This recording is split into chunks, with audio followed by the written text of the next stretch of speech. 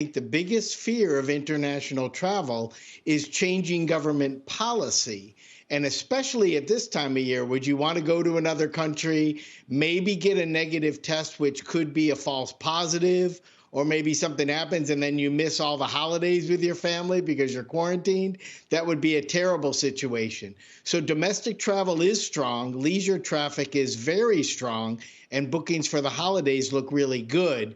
But international travel is on a long, slow slog back, and it's going to take a while. And what it's really going to take is some consistency around international government policy. And I'm not sure whether we can count on that anytime soon. Yeah, we've seen excitement as barriers to travel from overseas coming here were dropped earlier this year. You saw a lot of pickup with people who hadn't seen their families in a very long time, pretty eager and desperate to get back to see them. But when you see something like this and the rapidly changing government standards in other places, how does that show up in airline bookings? Does it drop off immediately? Is it something that's a slow bleed? Was it never all that strong beyond the initial people who really were so desperate to get back? Well, it hasn't been that strong really since the pandemic. And what you see is an increase in the cancellation rate. Some people book fairly far out and say, maybe it'll be better by the time I go.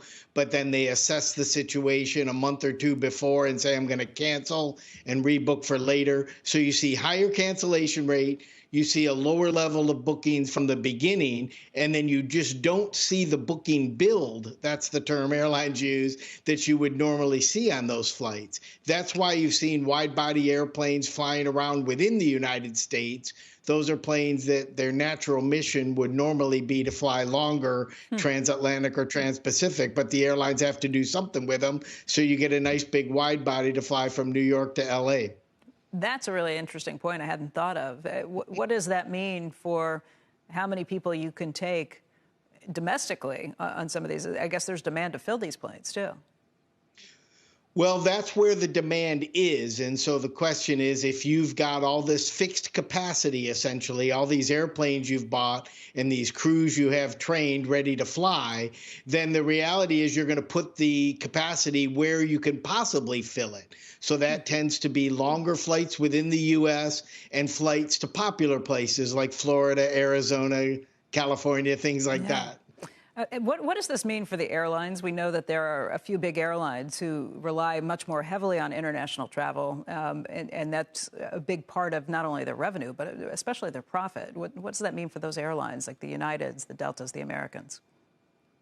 Well, for those three airlines that you specifically mentioned, I think it means a much longer road to recovery than it does for the rest of the industry. Most of the rest of the industry have lower costs of production, which helps them get back to profitability sooner. They also tend to be much less dependent on business travel overall. And business travel drives a lot of the profitability of long-haul travel.